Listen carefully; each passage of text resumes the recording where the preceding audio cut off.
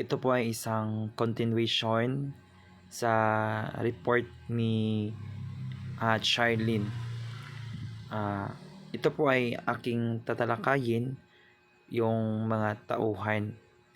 Ang una po ay Apolinario Mabini.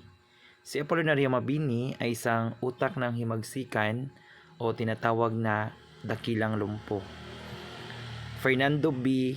Monleon, ama ng Batutian o tinatawag na Prinsipe ng Balagtasan, 1957. Si Jose Nepomuceno, ama ng pelikulang Filipino. Si Jose Palma, ama ng pambansang awit. Si Valteriano Hernandez Pina, ama ng makabagong nobelang Tagalog.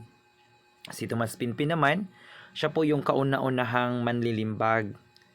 At si Pascual Pablet, ama ng pahayagang Tagalog. Si Manuel Luis Quezon naman, ama ng wikang pambansa o ama ng laya. Si Severino Reyes naman, ama ng sarswelang Tagalog. Biogracias A. Rosario, ama ng maikling kwento sa Pilipinas. Si Lope K. Santos, ama ng baliralang Tagalog o apo ng mga mananagalog. Juan Crisostomo Soto, ama ng panitikang Kapampangan. Si Vicente Soto, ama ng panitikang Cebuano.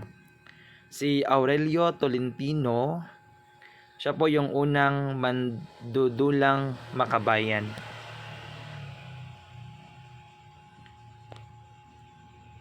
At yan lang po ang aking report. Ito po ay isang continuation lamang sa report namin ni Charlene. Maraming salamat.